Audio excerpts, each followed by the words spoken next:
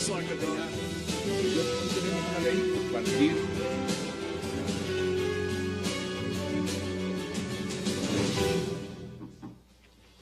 Bienvenidos a 360 grados, una visión global de la noticia, un espacio para debatir sobre todo lo que sucede en Colombia y en el mundo. Y empezaremos hoy 360 hablando del paro judicial que vive Colombia hace más de 10 días, a reclamar los funcionarios judiciales una nivelación salarial justa, que durante años les ha sido aplazada una y otra vez. Los empleados piden mediante pancartas el cumplimiento de las promesas sobre nivelación salarial para los funcionarios de la rama judicial, no solamente para jueces y fiscales, y el presupuesto para el próximo año 2013. ¿Qué tan legal y justa es esta huelga judicial, este paro? Hoy debate aquí en 360 grados. Y nuestro segundo tema de esta noche será un controvertido proyecto de ley que estaría a punto de aprobar el Congreso. Hablamos del fuero militar. El Pleno de la Corporación estaría a punto de dar vía libre a la enmienda a la Constitución que regula la justicia penal militar en el país. Dentro de las nuevas normas que se implementarían estaría la elaboración de una lista de delitos cometidos por los militares que irían a la justicia ordinaria, entre los cuales están el genocidio, las desapariciones y los delitos de lesa humanidad. ¿Deben los militares tener fuero? Hoy, discusión aquí en 360. Y el tercer tema de esta noche será nuevamente el estado de salud del vicepresidente Angelino Garzón, quien hoy reveló que le fue encontrado un tumor microscópico canceroso no agresivo en la próstata. El vice Garzón deberá someterse a 39 sesiones de radioterapia, 5 por semana, para eliminar el tumor, de la cual ya lleva 3. ¿Qué se debe hacer en Colombia con su vicepresidente? ¿Se le debe acaso buscar reemplazo? ¿Y quién de los ministros podría ser el reemplazo ahora que se conoce que los congresistas están impedidos para reemplazarlo? Hoy debate, aquí en 360, no se vayan en segundos, empezamos con nuestros invitados. Tenemos una ley a partir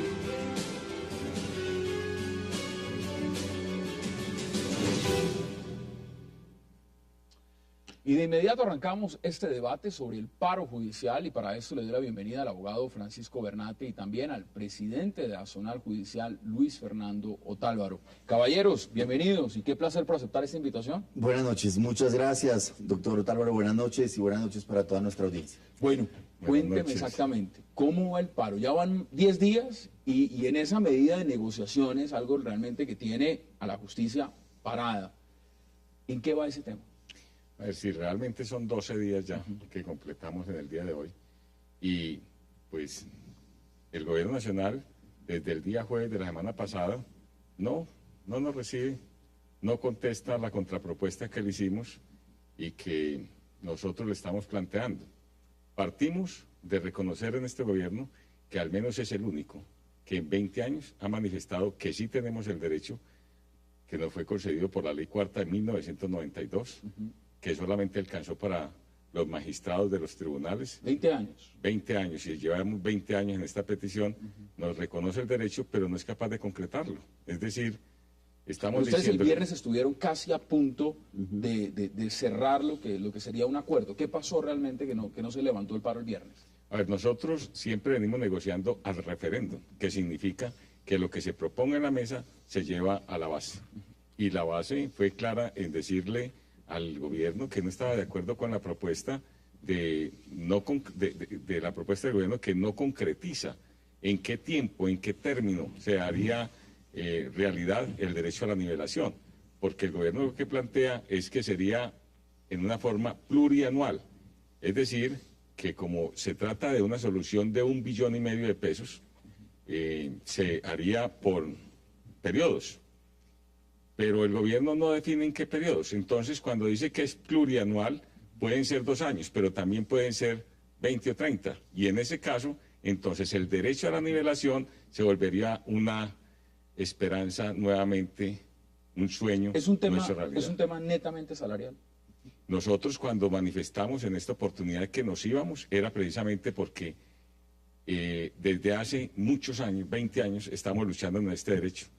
Cada vez salimos a una movilización con esa consigna y nos vamos metiendo con otros temas que al final pueden ser de aceptación, pero que no resolvían el problema de fondo, que es la legalidad. Nosotros no estamos pidiendo sino que se aplique la legalidad. Los jueces en el país no pueden realizarlo porque hay una ley de sostenibilidad fiscal que establece que no pueden, digamos, resolver asuntos sometidos a su consideración cuando se afecta el presupuesto. Y en este caso, como estamos hablando de la nivelación, en varias acciones que hemos interpuesto de acciones de cumplimiento, acciones legales, los jueces se inhiben de fallar de fondo en tanto que no pueden afectar el presupuesto, que es único y exclusivamente el resorte del Ejecutivo. Mire, importante todo lo que usted dice, además vamos a desglosarlo mucho más para que nos entiendan exactamente las cifras y todo lo que significa. Francisco, ¿cómo ve usted este paro? Porque evidentemente una cosa es verlo desde la rama de quienes trabajan en la justicia, los jueces, fiscales, demás, pero también los que llevan procesos como usted. En ese marco, ¿qué tan grave es este paro judicial? No, Hassan, claramente el paro judicial afecta lo que es el desarrollo de los procesos, pero yo creo que todos los abogados y todos los que de alguna forma tenemos que ver con la administración de justicia somos conscientes del problema. Nosotros vemos desde afuera las condiciones de trabajo en la que nuestros jueces, como verdaderos héroes, actúan en una situación incluso de infraestructura, trabajan en medio de expedientes, trabajan con computadores muchas veces ya desactualizados. Y la cuestión salarial es muy grave. Yo creo que todos tenemos que hacer un sacrificio, hacer un esfuerzo, entender que esto es una situación estructural que no resiste una solución coyuntural más. Hay que reconocer que la participación en el PIB que recibe nuestra justicia es muy bajita frente a otro tipo de gastos. Hay que reconocer que nuestros funcionarios merecen unos salarios más justos, porque el problema no es tanto que unos ganen, que nuestros funcionarios ganen poco o ganen mucho. El problema es que la escala salarial está absolutamente desactualizada. No, y precisamente, mire, lo que usted menciona es muy importante porque la mayoría, y puedo decirlo abiertamente, de la audiencia, de la población en Colombia dice, bueno, están pidiendo un aumento, pero veamos las cifras. ¿Cuánto se ganan realmente? Y usted me va a decir si es cierto o no. Está el promedio de un juez municipal o de circuito entre 4 y 6 millones. Sí, así es. Así es. Así es. Ahora, veámoslo en el campo de un magistrado, alguien de alta corte, un juez de una alta corte, entre 18 y 25 millones. ¿Es así? Sí.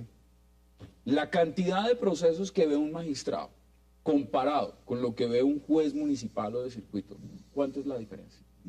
No, pues estamos hablando de por lo menos un 70% de diferencia, porque un juez puede estar resolviendo mensualmente 100 casos, mientras que un magistrado le llegan escasamente 3 en la apelación. El que resuelve 3 casos se gana entre 18 y 25 millones en las altas cortes, y el que le toca resolver entre 100 casos al mes se gana entre 4 y 6. Eso es.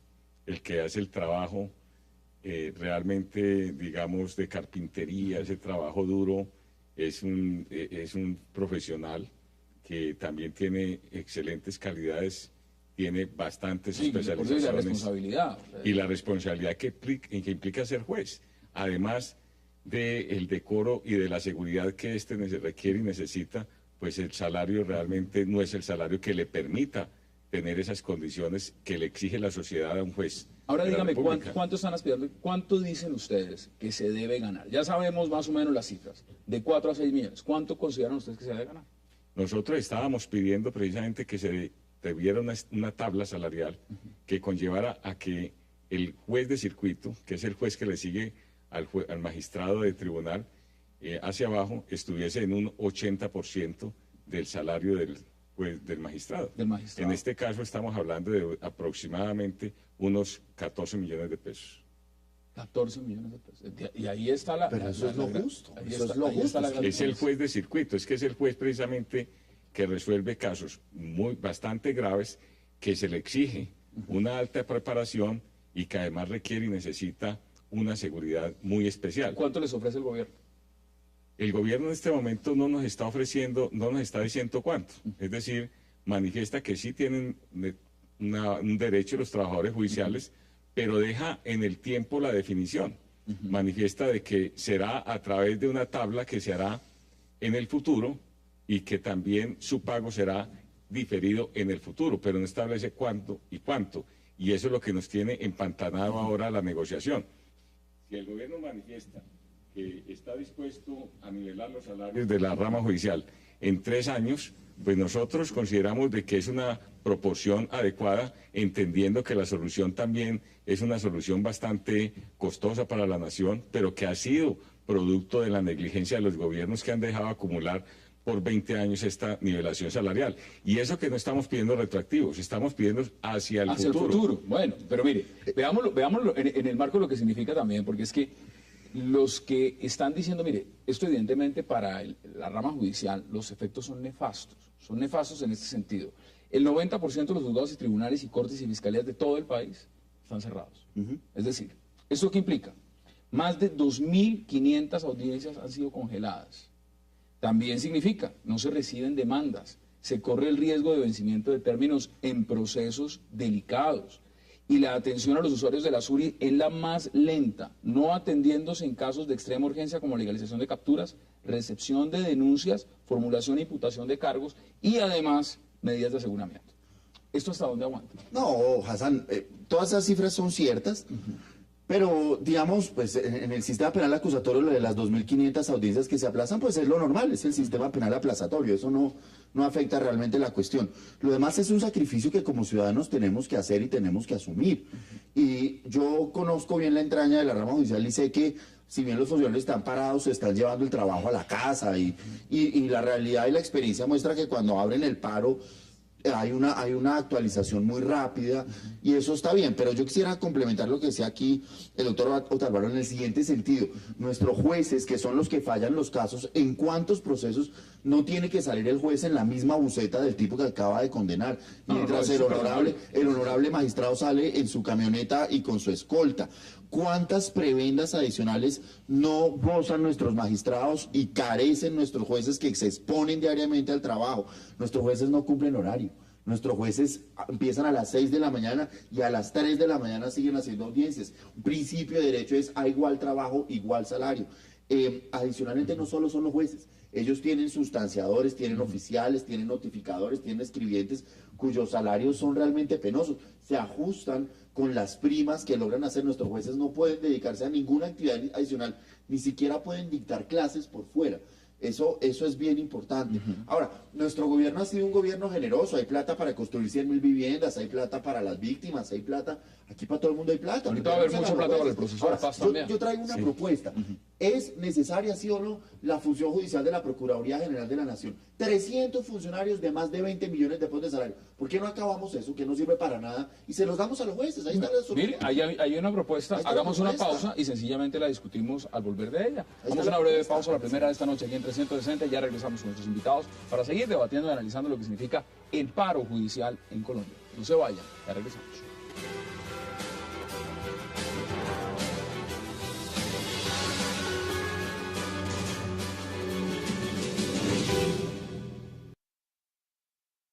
Salarial para jueces, empleados y fiscales en todo el país. Estamos apoyando la convocatoria a cese de actividades hecha por Nacional Judicial.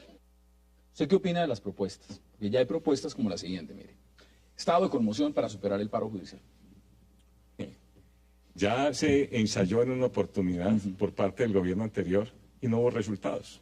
O sea, eso es obsoleto. Eso es obsoleto. Es que no se puede responder con medidas de ese tipo de fuerzas dentro de un Estado social democrático de derecho. Acudamos a la conmoción y el problema sigue igual, porque lo que tienen que resolver es el problema de fondo. Y pueden ser soluciones mucho más costosas para el país y mucho más aventureras que fortalecer la rama judicial y precisamente posibilitar que la justicia desarrolle el trabajo para el cual fue creada. Entonces, creemos de que esas propuestas del gobierno nacional están desenfocadas. Por ejemplo, el senador Carlos Motoa, y lo tengo aquí exactamente en este momento, consideró que se pueden nombrar jueces y fiscales ad hoc para evitar que se evite el colapso. No, es que inclusive que mira que en la reforma que se hundió, el país le dijo a ese Congreso, donde está precisamente este congresista, que el país no necesitaba jueces desjudicializados, sino que necesitaba precisamente que se apoyara la justicia formal para evitar que pues, fuéramos a una aventura peor, y es generar los jueces particulares, ir precisamente a una serie de consultorios jurídicos, etcétera, que podría aventurarse el país a una inseguridad jurídica Muy grande. muy grande. ¿Qué dice usted al respecto? ¿Cómo No, le suena esa propuesta? No, yo creo que es una propuesta que desconoce absolutamente el funcionamiento de la rama judicial, porque uno de los principios básicos de nuestro sistema jurídico es precisamente la concentración y la inmediación. O sea, esos funcionarios, si llegaran a existir, no podrían entrar a fallar los procesos porque la etapa probatoria se surtió con otro. Eso es una falacia. Además, es destinar los recursos a pagar a unas personas cuando eso es desconocer el derecho de quienes han ocupado esos cargos. Ahora, yo insisto, los recursos están. ¿Por qué no acabamos con las funciones jurisdiccionales de la Procuraduría General de la Nación y pasamos eso a la rama judicial? ¿Cuántos funcionarios hay ahí? Uy, ahí hay 300 cargos de 20 millones de pesos y de ahí para Solo abajo la matemáticas, lista. 300 por 20. Ahí tiene, al mes. Ahí le metió 600, multiplíquelo por 12, 7.200 al año. Ahí lo ¿A usted le resolvió. gusta esa propuesta?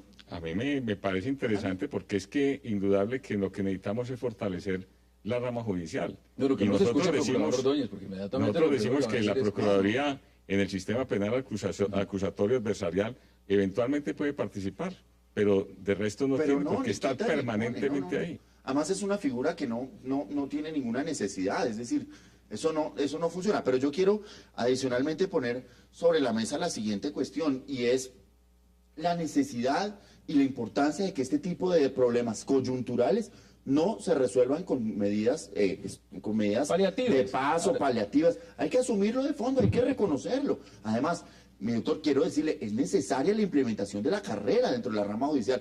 Tienen que acabarse esas provisionalidades perpetuas.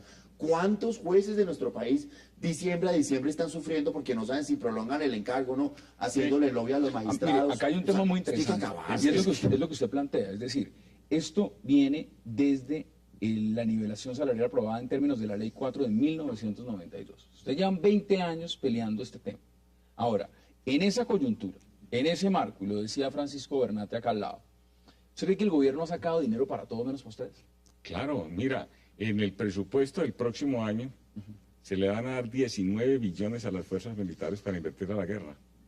Y eso representa casi el 10% del presupuesto general de la Nación. Y para la rama judicial le da 2.6 billones, que significa el 1.4% del presupuesto general de la Nación. Es un desfase bastante grande. Y hay plata para todo, menos para la justicia. Y a la justicia cada vez más se le imponen más y más roles.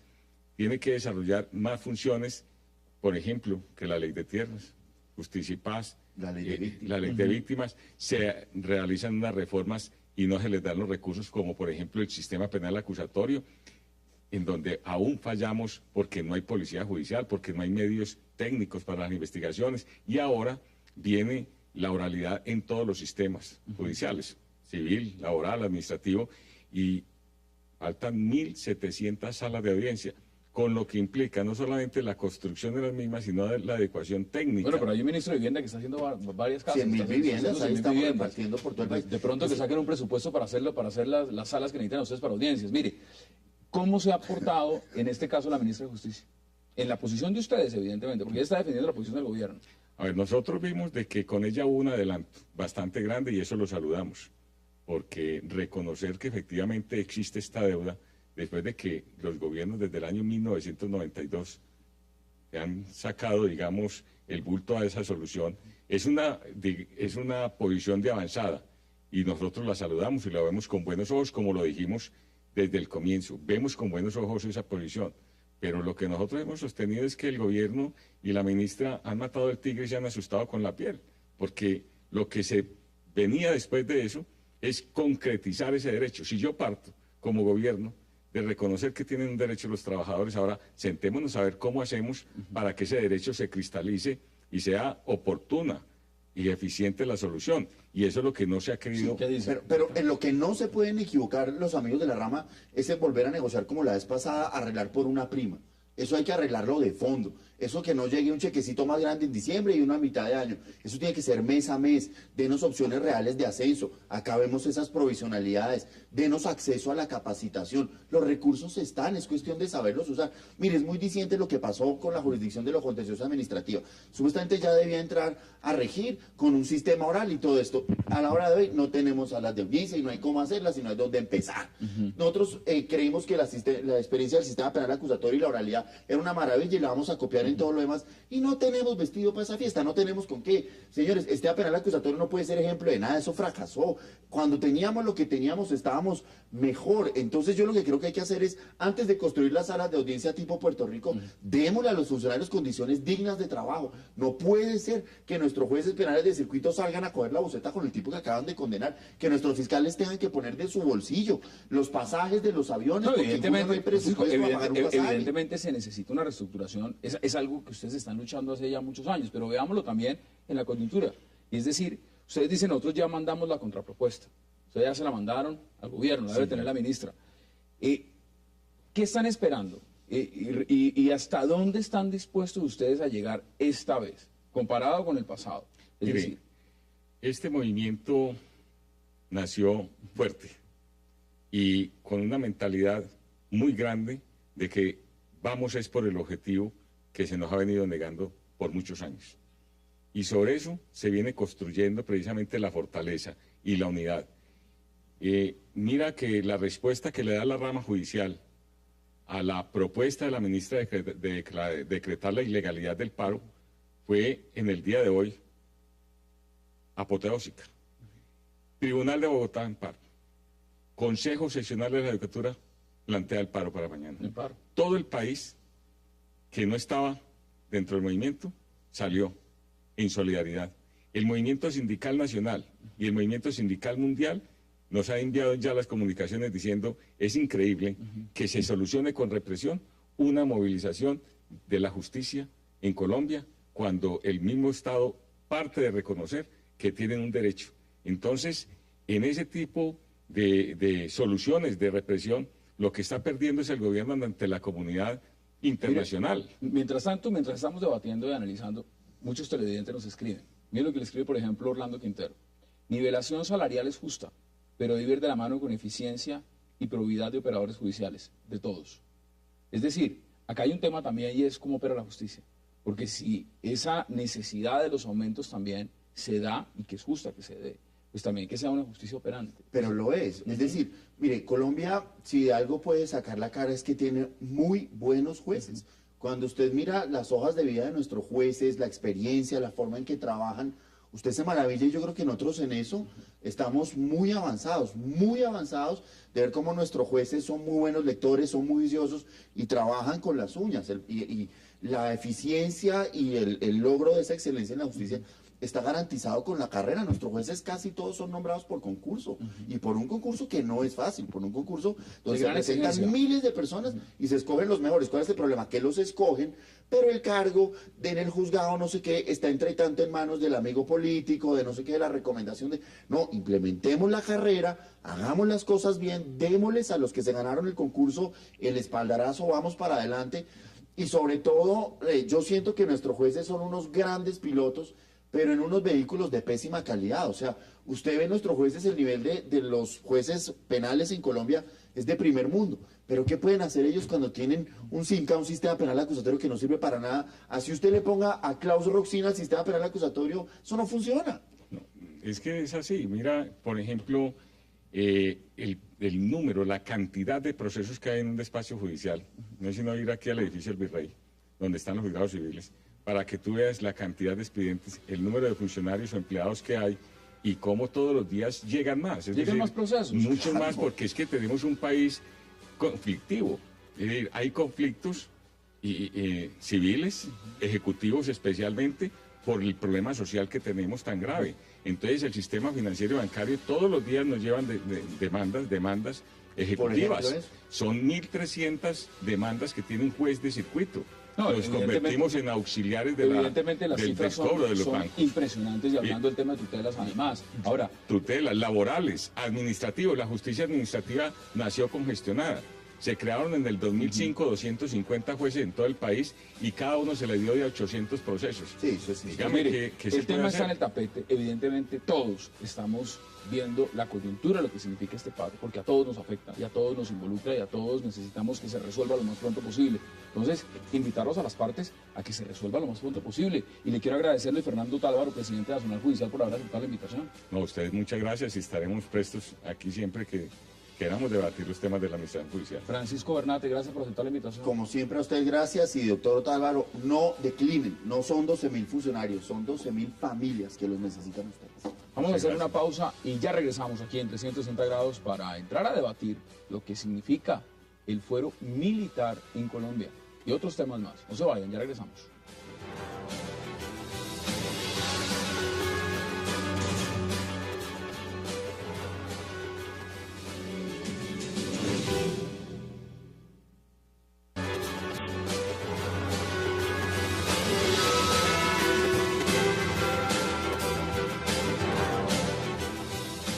Regresamos a 360 grados y vamos a entrar a debatir lo que significa el fuero militar en Colombia.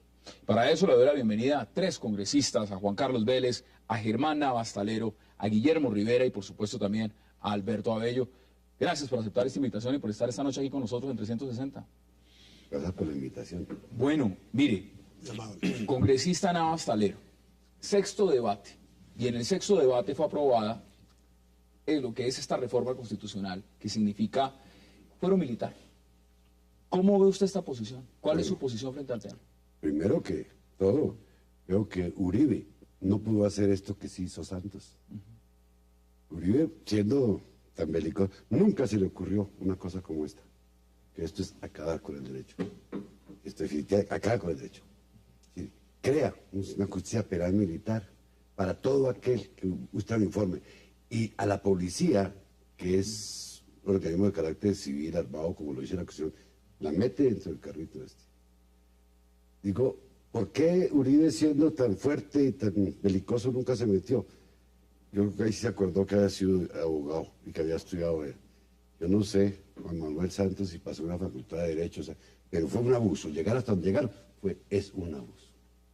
Sí, los únicos delitos de los cuales no van a conocer las cortes penales militares o tribunales militares van a ser genocidio, desaparición forzada y delitos de lesa humanidad, lo cual es un factor de distracción muy interesante, porque para saber si un hecho es de delito de lesa humanidad hay que llegar allá por vía de la jurisprudencia, no hay un catálogo. No hay nada que lo especifique. Esto no tuvo discusión, fueron órdenes para cumplir.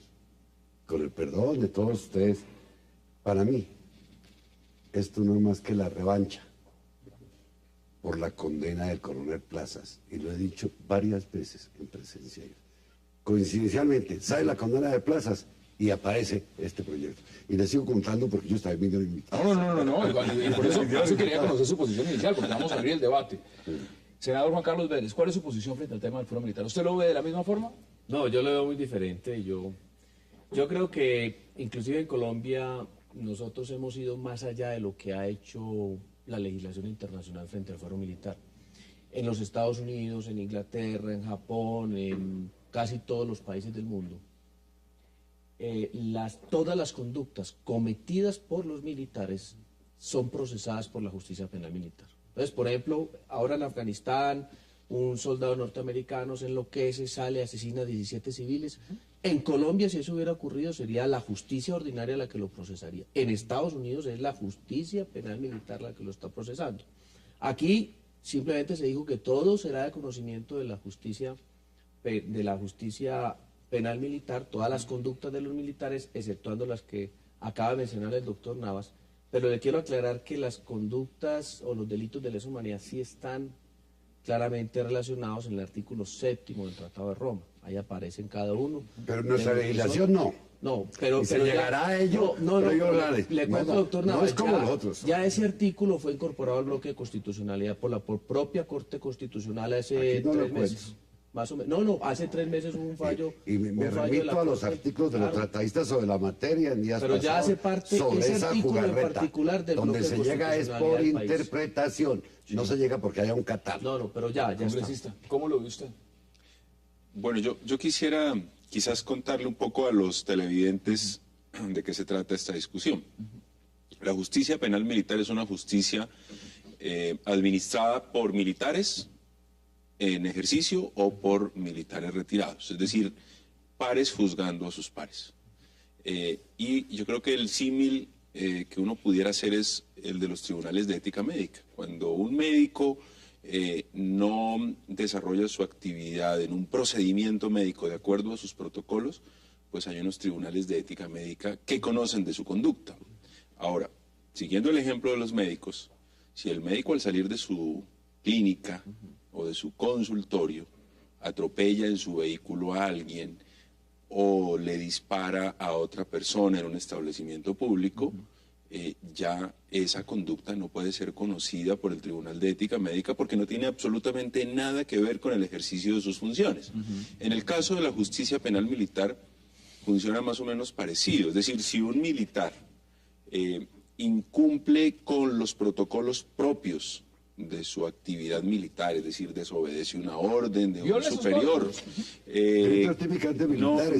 no sigue los protocolos previstos en los códigos militares en el ejercicio normal de sus funciones, pues esas conductas las tienen que conocer los militares administrando justicia. Pero en aquellos casos en que un militar viole los derechos humanos y sobre todo que lo haga contra la población civil, ese no puede ser un acto de sus funciones. Y ese tiene que ser conocido por la jurisdicción ordinaria, porque más allá de las garantías procesales a las que tiene derecho todo ciudadano y a las que por supuesto tiene derecho el militar tanto en la jurisdicción penal como en la ordinaria, aquí lo que se requiere es que existan garantías para los ciudadanos, porque es que los militares están para protegernos a nosotros en nuestra vida, honra y bienes. Tiene un argumento muy sólido y muy válido. Ahora también pero además no es un argumento de mi cosecha, es un argumento de la Corte Constitucional Colombiana, de la Corte Interamericana de los Derechos Humanos, y eso se llama protección reforzada a los derechos humanos. Ahora, es que nos ponen como ejemplo aquí el caso de las justicia penal norteamericanas. Es que ellos nunca han aceptado cumplir con derechos humanos.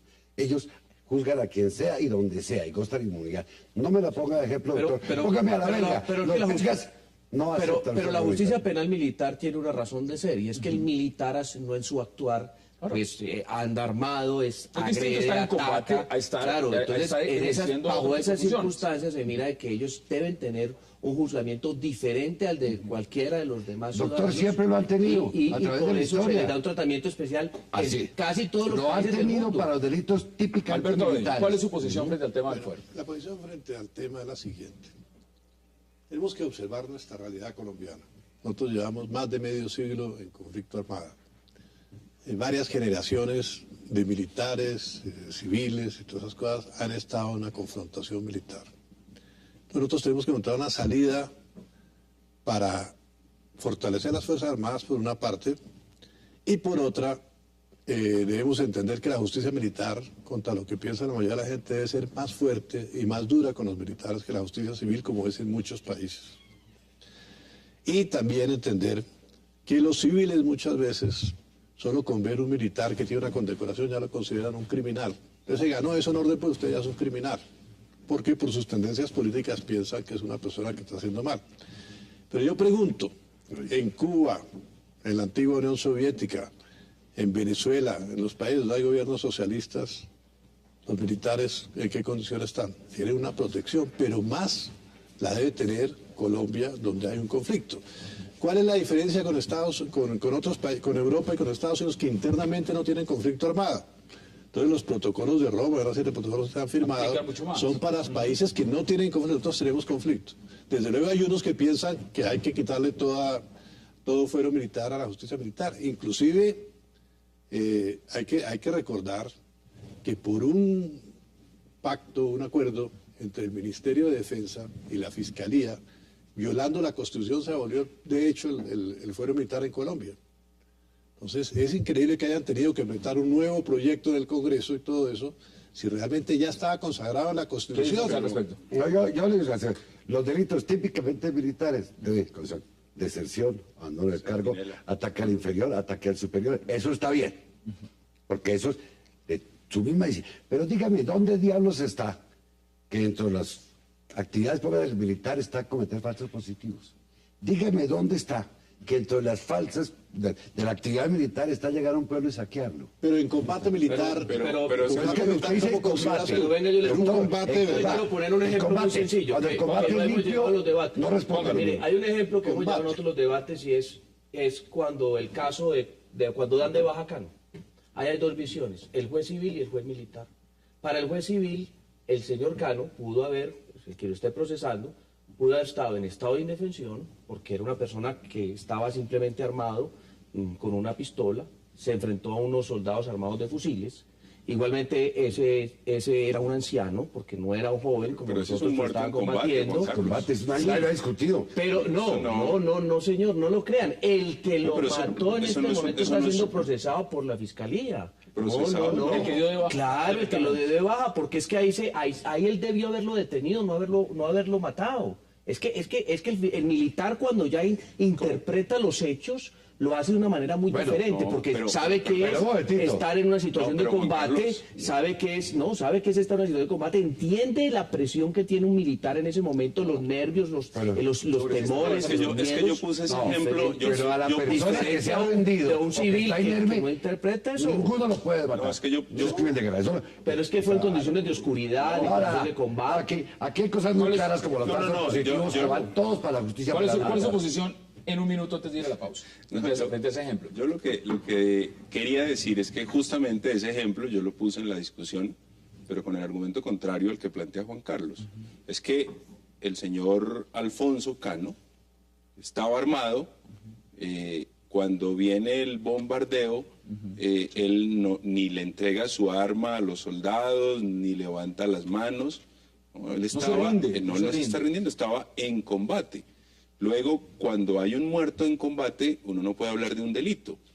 Es probable que hayan presentado una denuncia y que la Fiscalía haya tenido que abrir una investigación preliminar un poco para establecer si quien denuncia está diciendo la verdad y si esos hechos sucedieron como lo plantea el denunciante. Pero eso no quiere decir que los soldados estén siendo Pero obviamente la interpretación que va a hacer el fiscal va a ser muy diferente a la que va a hacer el fiscal militar. El fiscal no presumir eso, doctor. Claro, vamos a debatir. Claro, porque no estamos en las circunstancias del modo, tiempo y lugar. Hagamos una pausa muy breve aquí en 360 grados y ya regresamos con sus invitados para seguir debatiendo lo que significa el debate del fuero militar en Colombia. No se vayan, ya regresamos.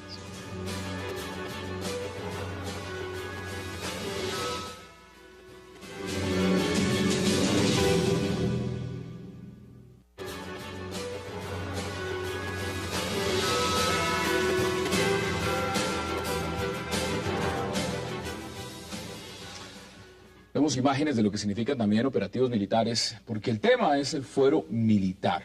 Mire, Alberto, acá han buscado argumentación desde todo punto de vista. Ambas partes, los que están a favor y los que están en contra. Naciones Unidas se ha pronunciado y ha dicho con gran preocupación que ve con recelo el tema del fuero militar en Colombia. Hagamos extractos. Yo leí esa declaración. Pero es que esas son de gentes que no tienen conflicto armado. Que el problema en las Naciones Unidas, yo hace poco estuve en las Naciones Unidas y tuve que hablar con muchas personas pero allá. al contrario, son personas que han estado en muchos conflictos armados pero del mundo. Su país no tiene, pero en Europa no hay conflicto armado. ¿Cómo le parece? Hay gente que lleva 20 o 30 años en países tú en donde hay Dinamarca conflicto tú te armado. lanzas a decir voy a montar una guerrilla y no te va a perseguir la policía, te llevan a un sanatorio y dices está loco. Claro, pero ¿cómo le parece la de hoy que 14 ONGs, ¿cómo le parece? 14 ONGs hoy sacan una declaración contra el fuero militar en Colombia.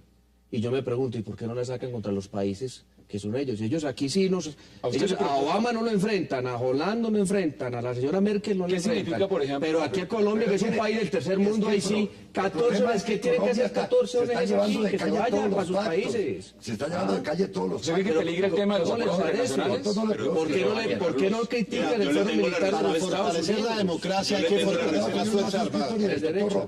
Es que a Estados Unidos no lo tocan, al señor Obama no lo tocan, pero a Colombia sí. Pero yo le tengo la respuesta, Juan Carlos. Hay 4.000 investigaciones contra militares por violaciones graves a los derechos humanos en la Fiscalía. Ese mismo 4.000 nos dijo hoy el fiscal. No, yo tengo el dato. Lo acabo de decir el fiscal. Y Estados Unidos no tiene ni el 10% de investigaciones contra militares por porque ya no hay un conflicto como aquí, como vamos a comparar Colombia con Estados Unidos.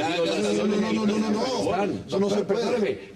Pero no importa, puede ser un solo caso. En el exterior sí tienen ellos, claro. No tienen, Contra 12 o 4. En este momento verdad, se está tienes también toda la razón. poniendo en un marco lo que es un proceso de diálogo de paz con las FARC.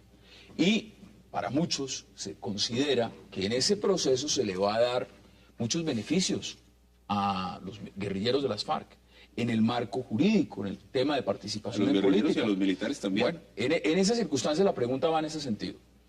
¿Es coherente dar esos privilegios de un lado y no dárselos a los militares? No, el marco jurídico para la paz se los da a ambos. Pero es que el marco jurídico para la paz plantea que las partes en conflicto, y en este caso son la guerrilla y la fuerza pública, podrán ser tratados en un marco, o sus delitos podrán ser tratados en un marco de justicia Pero no se transicional. puede equiparar a la guerrilla con el ejército.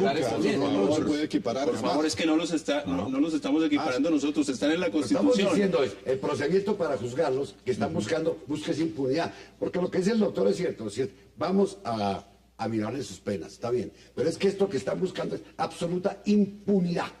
No, lo que está buscando es justicia, porque mire, a raíz de esas investigaciones que adelanta la Fiscalía en este momento, claro, a raíz de esas investigaciones que hoy son, y le quiero corregir aquí a Guillermo, el caso de Plata, son mucha gente dice que es una injusticia. 2.500 militares detenidos y 13.000 procesos contra militares. Pero usted me está dando la razón con No es que esa corrección. le estoy diciendo que es mucho mayor la cifra de lo que usted está diciendo, pero el problema de eso es que a raíz de esa avalancha de investigaciones contra los militares y el considerar ellos que no debe ser la Fiscalía la que debe iniciar los procesos ni que la justicia ordinaria los procese, sino la justicia penal militar, está generando una inseguridad jurídica tal que está a su vez están operando los militares como operaban normalmente, porque se sienten perseguidos por la justicia. El que no ha cometido injusticias con ellos. Claro. Yo le pregunto, si los delitos por los cuales se persigue a Rito Alejo del Río y todos estos militares metidos en esto, los iba a buscar la justicia penal militar,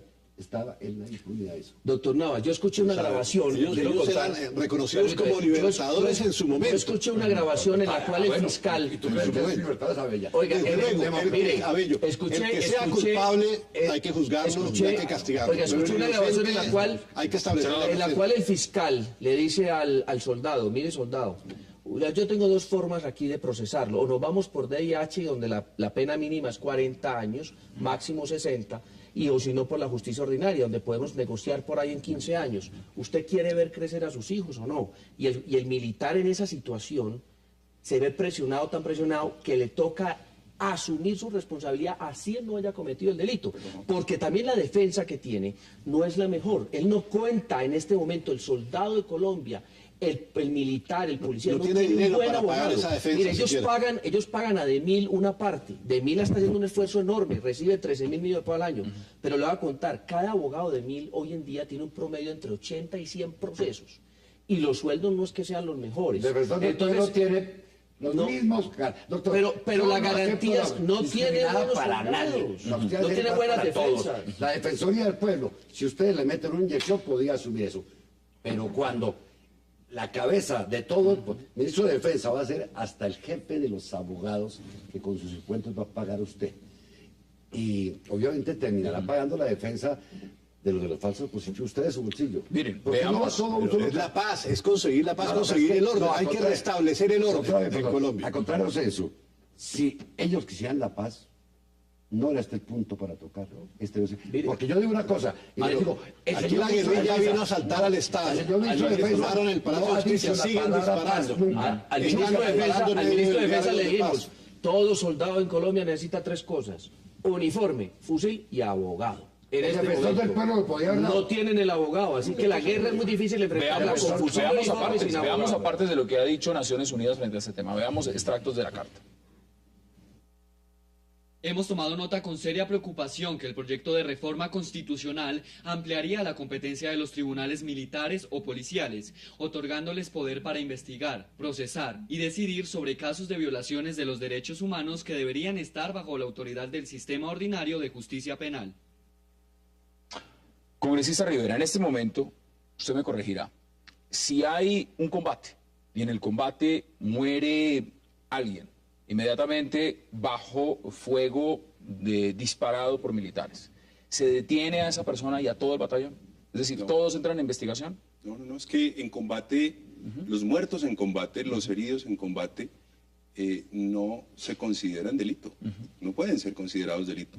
Lo que sí es delito es que en el marco de una operación militar, por ejemplo, el ejército propicia un desplazamiento forzado, el ejército acantone en una escuela, en una infraestructura educativa y de repente se propicie un cruce de disparos que ponga en riesgo a los niños, a la población civil. Lo que sí es delito es que en el marco de una operación, un teniente del ejército, como ocurrió en Arauca, vaya a la casa de una familia campesina y abuse sexualmente de una niña. Y, de acuerdo a lo que se aprobó en sexto debate, todos los delitos que tengan que ver con violaciones al derecho internacional humanitario son competencia de la jurisdicción penal militar. Luego, todos los ejemplos que yo le acabo de dar pasan de ser competencia hoy de la jurisdicción ordinaria a la justicia penal militar. Frente a ese tema en particular, en el combate no es punible, no es pero lo que no está bien es inventarse un combate para matar a alguien, que es lo que hace. Entonces, mire, el derecho internacional humanitario, y les voy a poner otro ejemplo, porque es que los televidentes entienden más mucho por mejor ejemplos. el ejemplo, claro. Entonces, vamos a un caso. La justicia penal militar está hecha no solamente para el conflicto armado interno, sino también para el externo. Supongamos entonces que un soldado colombiano en un conflicto eventual con Venezuela, en Venezuela captura a un soldado venezolano. ¿Por qué el ejemplo con Venezuela? No, porque pongo un ejemplo, entonces póngalo con Ecuador, con Panamá, con Brasil, con el que usted quiera. Y entonces captura a ese soldado de otro país y asesina a ese soldado. Lo asesina. O sea, comete una violación al derecho internacional humanitario. Entonces la pregunta que yo quisiera hacerle a ustedes y a los televidentes... ¿Usted le parece que asesinar no es delito? Entonces, Si ¿quién lo debe capturó... procesar? No, ¿quién lo debe procesar? ¿La Fiscalía o la Justicia Penal Militar? O sea, ¿es la justicia ordinaria, o la Justicia Penal Militar la que debe conocer de sus... La ordinaria, Juan Carlos. Sí. La ordinaria a nivel mundial, la Justicia Penal Militar. Esto es tesis a los militares los juzgan los militares. Pero en este caso... El derecho Porque era un caso de servicio donde cometió un delito. En este caso es un conflicto externo. Perdón, si me permiten expresar mi argumento. El derecho internacional humanitario es el derecho de la guerra, que tiene como propósito humanizar la guerra. Y si un soldado pone en indefensión a otro soldado combatiente, capturándolo, y luego lo asesina, esa es una violación flagrante al derecho internacional humanitario. Es que lo debe procesar. No, doctor, La justicia ordinaria. Y el si además en un conflicto armado, interno o externo, se afecta a la población civil, es también una violación al derecho internacional humanitario, y eso tiene que conocerlo la justicia ordinaria. Pero la justicia penal militar. Tenemos que empezar a concluir. En todos los tipos brevemente. penales contra el DH se dice el que con ocasión y en desarrollo de conflicto armado, no está diciendo si nacional o internacional, en todos los casos que se ocurra, eso que usted es de competencia de la justicia ordinaria, porque no puede ser asumida por los tribunales militares. Y aquí se dio la vuelta para entregarle a contrario pero sí hay que, a los que lo militares asuma, ese tipo de... que lo asuma la El justicia caso, militar. Yo algo que se llama aberrante, se inventan una cárcel ahora. Estudiante para quien ha sido militar o policía. Y resulta que el teniente que mató y violó a esas niñas será beneficiario de esa cárcel especial. No irá nunca a una cárcel común, una vez entre en mi iglesia eso. A mí eso me produce náuseas. Conclusiones en 30 segundos para Pero cada venga, uno, porque se los nos acabó el empleados públicos, ¿dónde van? A la cárcel común con ellos. Pero en muchas partes van a cárceles especializadas para los empleados públicos. Al menos en Antioquia está Yarumito, que es para empleados públicos. No, Eso no van a Bellavista. Aquí salvo Faltan dos debates. Eso no van a Bellavista. Todos van para allá. Eso no Salvo van Arias. a la Picota van a un pabellón Mire, especial. va el los sexto políticos. debate, faltan dos debates. Con el octavo será aprobado y será ley de la República. En 30 segundos, ¿por qué se debe dar el fuero militar, en su opinión, senador? ¿Por qué? Porque los militares necesitan ser procesados por los propios militares. Inclusive yo voy más allá, ojalá fueran por todas las conductas propias del servicio, propias de su actuar, no las que están por fuera del servicio, pero si cometen un homicidio siendo militares y actuando como militares, me parece que ese tipo de procesos los debe llevar adelante la justicia penal militar. En 20 segundos, ¿por Estoy de qué se acuerdo, debe dar el también fuero militar? pienso que la justicia militar debe actuar en todos los casos con los militares, pero debe ser más severa que la justicia civil, mucho más dura y más implacable. 20 segundos, ¿por qué no se debe dar? Porque hay que establecerle a los ciudadanos una garantía. Y esa garantía es que no existe impunidad. Y la justicia entre pares es benévola. Pues si los Es civiles una juzgan a los justicia civiles, ¿cuál es la flexible. diferencia? Luego, lo que hay que establecer es que la jurisdicción ordinaria proteja a la sociedad colombiana frente a las violaciones a los derechos humanos y las graves violaciones al derecho internacional humanitario. ¿Por qué no se debe dar en 20 segundos? Cuando se juzga jerárquicamente y con solidaridad de cuerpo, hay impunidad. Y retomo las palabras que en Australia dijo un obispo ahora hace poco frente al caso de la pederastia. Hizo una crítica acérrima a la Iglesia Católica por la manera como venía juzgando esos delitos. Dijo, jamás deben juzgarse los pares porque no. Y lo dice refiriéndose a la justicia eclesiástica. Los militares deberán juzgar a los civiles y los civiles a los ¿Usted cree que militares? este país se aguantaría que el ¿Tú crees que Congreso juzgue a los congresistas? Los militares deben juzgar a los civiles, los civiles a los militares porque Entonces nosotros lo juzgamos entre nosotros. Pero el Congreso juzga a los presidentes pero a los y a los presidentes. magistrados. Ya está eligiendo Pero procuradores. un fuero especial. ¿Usted cree que los colombianos creerían que este señor 360 y ya regresamos con sus invitados.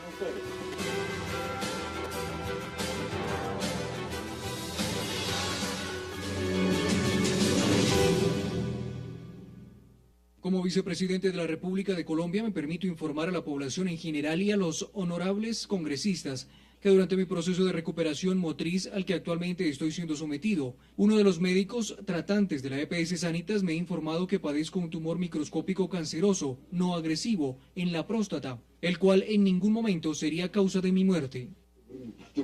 Regresamos a 360 grados. Y ahora hay otro tema, y un tema también que está sobre la agenda y que no podemos pasar por alto.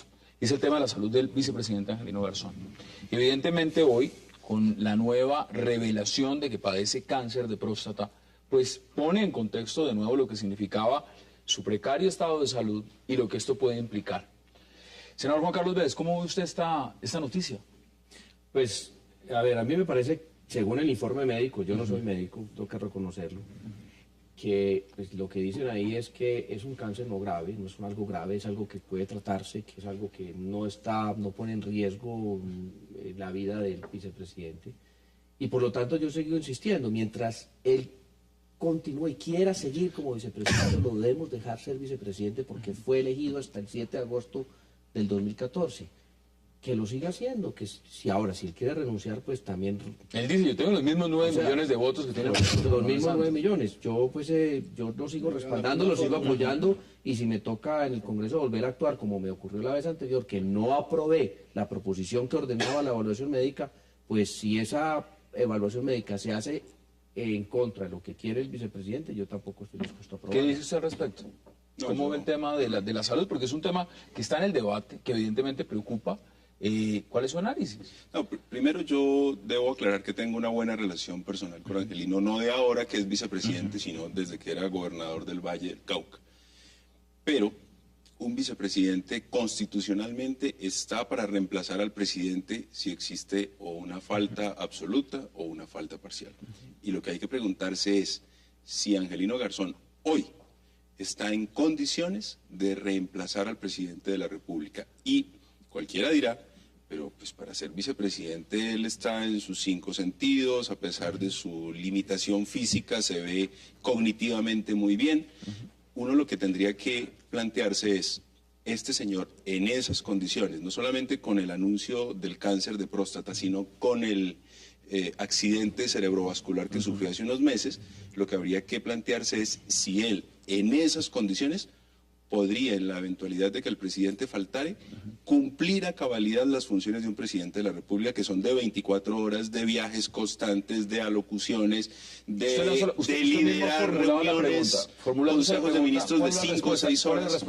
Mi respuesta, digamos, aparentemente, por supuesto, yo tampoco soy médico, aparentemente creo que tendría muchas limitaciones para ejercer la presidencia de la República. Y lo que yo creo que habría es que establecer un diagnóstico médico que indique claramente, no si él puede ser vicepresidente, porque el vicepresidente es la suplencia. Sí, podría ocupar la en el caso de que llegara a faltar el presidente, él podría en esas condiciones cumplir a cabalidad todas las exigencias físicas que demanda el ejercicio del poder presidencial. ¿Qué dice usted, Alberto? En el marco de lo que significa la Constitución dice, el artículo 112, el 3 y el 205 también dice que cuando esté imposibilitado totalmente el Congreso elegiría a una persona en vez de si está totalmente imposibilitado. Pero digamos, entiendo que el cáncer no lo tiene por ahora en el cerebro, lo tiene en otra parte, como lo tuvo el presidente. Si se agrava, ya sería una cosa distinta. Si se agrava, vendría la alternativa. Pero ¿tú crees que él puede hoy ejercer la presidencia de la República si mañana Juan Manuel Santos un faltara? presidente no tiene que estar viajando a toda hora ni nada. Hay unos que les gusta viajar más que a otros. Hoy hay comunicaciones mundiales. ¿Usted cree que él podría liderar 5 horas un consejo de ministros? Pronto, sin de pronto puede agotarse. estar 5 horas en un consejo de ministros, pero de pronto no tiene que reunir a toda hora. Pero si Y se durmiendo agrava, 4 o 5 si se horas agrava no diarias. podría. Pero venga, no podría, pero... ¿Por qué no miramos Vamos a como la adelantarnos a Segunda los Guerra hechos. Mundial? Roosevelt, Entre otros, Roosevelt estuvo una muy persona enfermo. en unas condiciones más precarias No, pero que las de Angelino. Franklin Los Delano dolores- Roosevelt eran distintas. Los dolores de Roosevelt eran impresionantes. Eran distintas. Y el tipo Estuvo muy se enfermo. enfrentó y se enfrentó a todo. Fue hasta Malta, se encontró con todo. Y pudo hacer. Pero eran distintas las Eran condiciones. diferentes. Porque el cáncer, la locura lo que tú planteas, el cáncer no es tan grave, el cáncer viene aparentemente. Para ir hasta Italia. Si se como agrava, fue a sí Malta, tocaría- Allá estuvo presente Roosevelt. Y le dolía mucho cuando... Ahí estuvo presente. Todo que el vicepresidente Usted es lo ve en operativo en capacidad. Colombia. Usted dice Hombre, realmente Yo puede creo que cumplir sí. la presidencia. Hombre, ¿cuál es el afán del doctor Roy Barreras de montar este show? Es que el doctor, Veamos. el doctor Roy es el que ha montado este Pero es show que hace no. rato. Tiene una Pero mira, él tú tiene un aclaras deseo que tú impresionante eras- de que el Senado no En eso estamos designado. usted y yo de acuerdo. ¿En eso están de acuerdo? Bueno, claro que están de acuerdo. Veamos justamente Diciendo qué que eres dice. amigo de Garzón. Sí. Y con los amigos no necesitan enemigos. No, Y pero sales a decir ¿por que qué inmediatamente lo lo personalizan? No. Porque fue lo que dijiste. Porque yo soy amigo de Navas y en muchas cosas no hemos estado de acuerdo y sigo siendo amigo de Es decir, él. está coherente. Es decir, tú lo quieres sacar del juego cuando el médico No, yo no dice lo que quiero es tan sacar de grave. nada. Cuando el médico No, yo dice no lo que quiero sacar de una nada. Yo sesión de estoy pensando en la quimioterapia salud lo recupera. institucional de este país y si el presidente llegara a faltar, mire, nadie le prestaba atención a los Bueno, problemas sí. del vicepresidente Si este de señor manera seria, perdón. está muy enfermo Perdón, y el nadie presidente le puede prestaba elegir un atención nuevo de manera seria a los vicepresidente. problemas del Está establecido. vicepresidente Elige uno hasta nuevo. que nos anunciaron que el presidente tenía Pero antes cáncer de de la que pase próstata. eso, tú no lo puedes Eso fue desafiar. el debate. Es que Mire, nadie veamos, lo está se ha denunciando. mencionado al presidente del Senado, Roy Barreras. Veamos qué ha dicho él en su cuenta de Twitter referente a este tema. En mi opinión personalísima, el cáncer de próstata incipiente no incapacita, pero esa evaluación corresponde solo a autoridades médicas por ley. Ahí está, no incapacita, senador Juan Carlos Vélez. Ahora, un marco importante, porque esto también tiene una complejidad, y la complejidad es, algunos dicen que se ha manejado mal la historia clínica. El presidente Santos manejó muy bien su historia clínica diciendo desde un De inicio, manera mire, muy transparente. La palabra es esa. Es decir, pongo Dos el estilos. expediente Son dos abierto, estilos es distintos. decir, que la opinión pública pregunte, que vean lo que está ocurriendo. Eso no ha ocurrido con el vicepresidente. Esto le ha puesto Es que el entonces un matiz de vicepresidente- tela de juicio. El Es por vicepresidente eso. es una expectativa, no es un hecho. No es un hecho. Mientras el doctor Santos no se muere. Es un florero. No, y la misma las Constitución- funciones se las la misma dan- Constitución se las establece dan un procedimiento. presidente. Mire, Las la funciones. Constitución dice que en el caso tal de que el presidente no pueda seguir actuando, fungiendo como presidente, entonces ahí algunos de los ministros, de acuerdo al orden jerárquico establecido en la ley, en el creo caso que que no debe, debe ser debe presidente. pertenecer sí, al mismo partido Al mismo político del partido. presidente, se encargará. En ese momento se puede ordenar una evaluación médica y así lo establece la ley quinta del Congreso, se hacen los términos y los procedimientos que establece la ley y si ahí se determina si él puede o no puede ser reemplazar al presidente. ¿Cuál es el ministro de la U? El ministro de Defensa. no varios, el de defensa, Pues, Sergio no, Díaz pero- Granados, Sergio Díaz Pero por el Granados. orden, entonces sería Sergio el Díaz que está Granados. haciendo política, el ministro de Defensa. Sería el Sería ministro el que de está haciendo Defensa. política. Es muy de sería- confianza. Pero digamos sería encargado y se da un plazo de un mes para que el Congreso de la República escoja el reemplazo. Entonces yo creo que la Del ley y la vicepresidente. Constitución es muy clara en eso y no Lo que debemos pasa es que, perdón, ese diagnóstico médico debería hacerse en función de la eventualidad de que el señor Angelino Garzón llegase a ser presidente de la República. Creo que eso es lo que habría que evaluar. No si pudiese seguir siendo vicepresidente, que creo que lo puede seguir siendo hasta el 7 de agosto Solo le del preocupa su año... cargo, solo le preocupa su podría cargo en ese cambiarse momento. como Es decir, presidente. a mí me ejerciendo preocupa, la claro, vicepresidencia, le preocupa está muy ese momento enfermo, que se le tenga puede que ejercer cambiar. La presidencia, por Ahí es supuesto, donde le porque preocupa. para eso está el vicepresidente. Miren, hace Pero unos como minutos... Santos no está enfermo ahorita, Hace Santos unos está minutos- divinamente, ¿cuál es el problema? No, no puedo hablar ni a mí. salió un específico sin entender. Mire, No, pero mire perdón, de dónde salió la termino. evaluación del vicepresidente. No, Es que no a la han Santos- hecho. Es que en el evento de que el presidente en una operación reciba anestesia general y pierda su conciencia, en ese caso debe tenerse a la mano el vicepresidente. Eso es una Eso es tesis que falso. salió. Eso no es, Cuando usted eso está es dormido, cierto. no existe la Eso no es constitución, cierto. está inconsciente. Exactamente. La anestesia Entonces simplemente lo duerme a usted. no se necesitaba Usted todas evaluar las la noches no salud del duerme. presidente, No duermo, del Es que el vicepresidente. presidente no duerme. Entonces en ese caso no funciona. No. Si el vicepresidente... Yo iba a decir, miren, yo iba a decir algo aún más simple que todo lo que estamos diciendo aquí, que lo escuché de una colega suya en otro medio de comunicación. Y hace el símil del fútbol. Dice, un entrenador no puede llevar a sus suplentes, así sea con una lesión parcial, porque si tienen que reemplazar a los titulares, pues no van a poder enfrentar el juego, el partido con la exigencia física. A la actividad intelectual. Perdóneme, doctor Abello, es que gobernar este país también requiere de capacidad física, además de cerebro, de resistir horas de reuniones, de viajes, de enfrentar estrés. Valencia, las grandes crisis iba de cacería y tomaba decisiones. El cerebro lo máximo presidentes a los cuales nunca también ha habido casos. Si vamos a los chistes, por ahí en Twitter rodó uno que qué importa gobernar sin próstata si este país lo han gobernado sin corazón. Pues, mire, también se pronunció, frente a ese tema, también se pronunció evidentemente el expresidente Álvaro Uribe. Veamos qué puso en su cuenta en Twitter.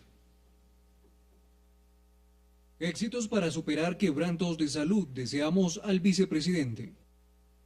Miren, acá hay un tema, y el tema es el siguiente. El vicepresidente ha dicho que pone a disposición el cargo.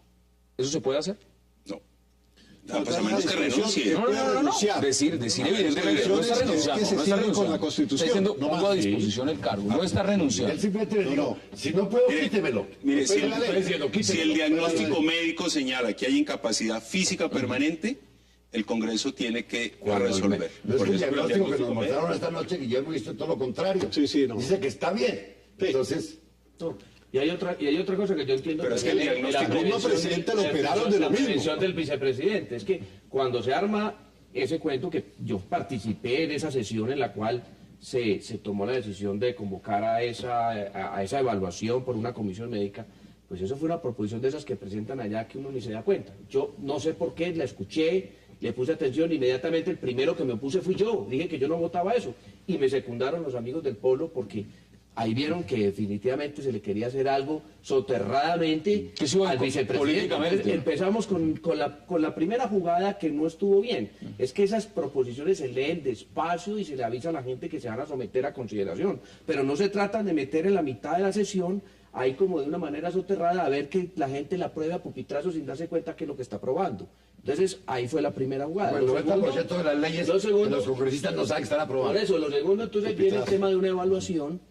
Y a mí me parece que el vicepresidente hizo lo correcto. Perfecto, evalúeme la comisión médica, pero póngame la procuraduría y escúcheme al médico de la EPS, el que me ha venido tratando. Porque ese médico de la EPS hoy en día certifica que él está en plenas condiciones para... el médico de la comisión dijo que estaba divinamente. Él ya su incapacidad... Tengo que cortar ahí y volvemos de nuevo. Tenemos que hacer una pausa, la última de esta noche, y ya regresamos aquí en 360 grados.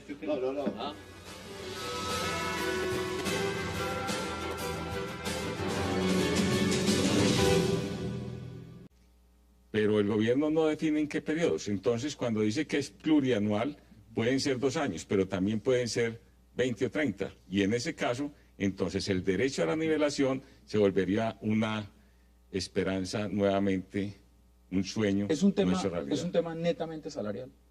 Nosotros cuando manifestamos en esta oportunidad que nos íbamos, era precisamente porque desde hace muchos años, 20 años, estamos luchando en este derecho.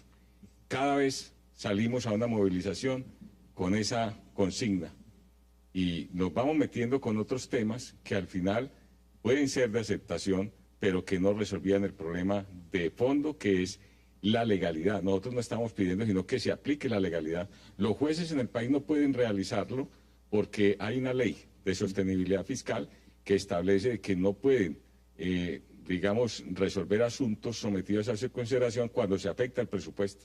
Y en este caso, como estamos hablando de la nivelación, en varias acciones que hemos interpuesto, de acciones de cumplimiento, acciones legales, los jueces se inhiben de fallar de fondo, en tanto que no pueden afectar el presupuesto, que es único y exclusivamente el resorte del Ejecutivo. Mire, importante todo lo que usted dice, además vamos a desglosarlo mucho más para que nos entiendan exactamente las cifras y todo lo que significa. Francisco, ¿cómo ve usted este paro? Porque evidentemente una cosa es verlo desde la rama de quienes trabajan en la justicia, los jueces, fiscales, demás, pero también los que llevan procesos como usted. En ese marco, ¿qué tan grave es este paro judicial? No, Hassan, claramente el paro judicial afecta lo que es el desarrollo de los procesos, pero yo creo que todos los abogados y todos los que de alguna forma tenemos que ver con la administración de justicia somos conscientes del problema. Nosotros vemos desde afuera las condiciones de trabajo en la que nuestros jueces, como verdaderos héroes, actúan en una situación incluso de infraestructura, trabajan en medio de expedientes, trabajan con computadores muchas veces ya desactualizados. Y de 4 a 6 millones, ¿cuánto consideran ustedes que se debe ganar? Nosotros estábamos pidiendo precisamente que se debiera una tabla salarial que conllevara a que el juez de circuito, que es el juez que le sigue al magistrado de tribunal, hacia abajo, estuviese en un 80% del salario del magistrado. En este caso estamos hablando de aproximadamente unos 14 millones de pesos. 14 millones de pesos. Y ahí está la... Pero eso es lo justo. Eso es lo justo. Es el juez de circuito, es que es el juez precisamente que resuelve casos bastante graves, que se le exige una alta preparación y que además requiere y necesita una seguridad muy especial. ¿Cuánto les ofrece el gobierno? El gobierno en este momento no nos está ofreciendo, no nos está diciendo cuánto. Es decir, manifiesta que sí tienen un derecho los trabajadores judiciales, pero deja en el tiempo la definición. Manifiesta de que será a través de una tabla que se hará en el futuro y que también su pago será diferido en el futuro, pero no establece cuánto y cuánto. Y eso es lo que nos tiene empantanado ahora la negociación. Si el gobierno manifiesta que está dispuesto a nivelar los salarios de la rama judicial en 3 años, pues nosotros consideramos de que es una proporción adecuada, entendiendo que la solución también es una solución bastante costosa para la nación, pero que ha sido producto de la negligencia de los gobiernos que han dejado acumular por 20 años esta nivelación salarial. Y eso que no estamos pidiendo retroactivos, estamos pidiendo hacia el futuro. Bueno, pero mire, veámoslo en el marco de lo que significa también, porque es que los que están diciendo, mire, esto evidentemente para la rama judicial los efectos son nefastos en este sentido. El 90% de los juzgados y tribunales y cortes y fiscalías de todo el país están cerrados. Es decir, ¿esto qué implica? Más de 2.500 audiencias han sido congeladas. También significa, no se reciben demandas, se corre el riesgo de vencimiento de términos.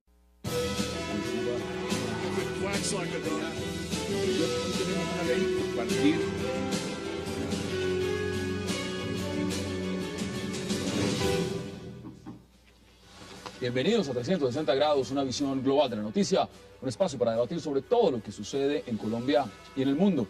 Y empezaremos hoy 360 hablando del paro judicial que vive Colombia hace más de 10 días, a reclamar los funcionarios judiciales una nivelación salarial justa, que durante años les ha sido aplazada una y otra vez.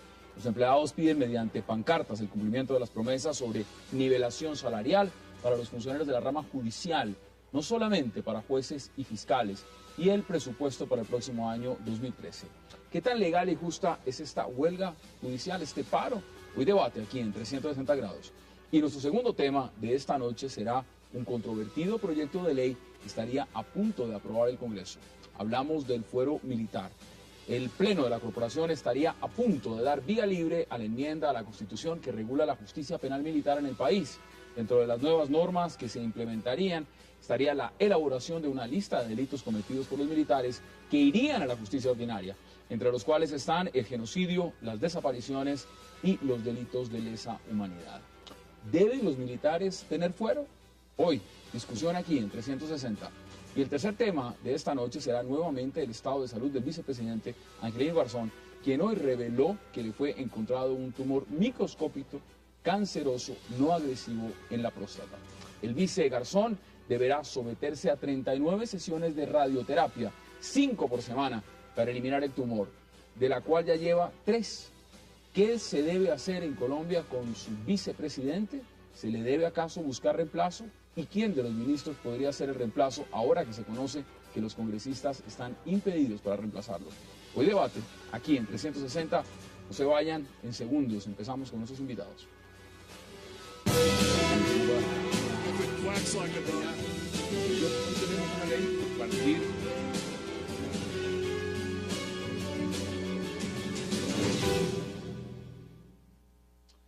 Y de inmediato arrancamos este debate sobre el paro judicial y para eso le doy la bienvenida al abogado Francisco Bernate y también al presidente de la Zonal Judicial, Luis Fernando Otálvaro. Caballeros, bienvenidos y qué placer por aceptar esta invitación. Buenas noches, muchas gracias, doctor Otálvaro, buenas noches y buenas noches para toda nuestra audiencia. Bueno, cuénteme exactamente, ¿cómo va el paro? Ya van 10 días y en esa medida de negociaciones, algo realmente que tiene a la justicia parada. ¿En qué va ese tema? A ver, si realmente son 12 días ya que completamos en el día de hoy y pues el gobierno nacional desde el día jueves de la semana pasada no nos recibe, no contesta la contrapropuesta que le hicimos y que nosotros le estamos planteando. Partimos de reconocer en este gobierno que al menos es el único que en 20 años ha manifestado que sí tenemos el derecho que nos fue concedido por la Ley Cuarta de 1992, que solamente alcanzó para los magistrados de los tribunales. 20 años. 20 años, y llevamos 20 años en esta petición, nos reconoce el derecho, pero no es capaz de concretarlo. Es decir, estamos Ustedes diciendo... el viernes estuvieron casi a punto de cerrar lo que sería un acuerdo. ¿Qué pasó realmente que no se levantó el paro el viernes? A ver, nosotros siempre venimos negociando al referéndum, que significa que lo que se proponga en la mesa se lleva a la base. Y la base fue clara en decirle al gobierno que no estaba de acuerdo con la propuesta de la propuesta del gobierno que no concretiza en qué tiempo, en qué término se haría realidad el derecho a la nivelación. Porque el gobierno lo que plantea es que sería en una forma plurianual. Es decir, que como se trata de una solución de 1,5 billones de pesos, se haría por periodos. La cuestión salarial es muy grave. Yo creo que todos tenemos que hacer un sacrificio, hacer un esfuerzo, entender que esto es una situación estructural que no resiste una solución coyuntural más. Hay que reconocer que la participación en el PIB que recibe nuestra justicia es muy bajita frente a otro tipo de gastos. Hay que reconocer que nuestros funcionarios merecen unos salarios más justos, porque el problema no es tanto que unos ganen, que nuestros funcionarios ganen poco o ganen mucho. El problema es que la escala salarial está absolutamente desactualizada. No, y precisamente, mire, lo que usted menciona es muy importante porque la mayoría, y puedo decirlo abiertamente, de la audiencia, de la población en Colombia, dice, bueno, están pidiendo un aumento, pero veamos las cifras. ¿Cuánto se ganan realmente? Y usted me va a decir si es cierto o no. Está el promedio de un juez municipal o de circuito entre 4 y 6 millones. Sí, así es. Así es. Así es. Ahora, veámoslo en el campo de un magistrado, alguien de alta corte, un juez de una alta corte, entre 18 y 25 millones. ¿Es así? Sí. La cantidad de procesos que ve un magistrado comparado con lo que ve un juez municipal o de circuito, ¿cuánto es la diferencia? No, pues estamos hablando de por lo menos un 70% de diferencia, porque un juez puede estar resolviendo mensualmente 100 casos, mientras que un magistrado le llegan escasamente 3 en la apelación. El que resuelve 3 casos se gana entre 18 y 25 millones en las altas cortes, y el que le toca resolver entre 100 casos al mes se gana entre 4 y 6. Eso es. El que hace el trabajo realmente, digamos, de carpintería, ese trabajo duro, es un profesional que también tiene excelentes calidades, tiene bastantes especializaciones. Y la responsabilidad. Y la responsabilidad que implica ser juez, además del decoro y de la seguridad que requiere y necesita, pues el salario realmente no es el salario que le permita tener esas condiciones que le exige la sociedad a un juez. Ahora dígame, ¿cuánto están aspirando? ¿Cuánto dicen ustedes que se debe ganar? Ya sabemos más o menos las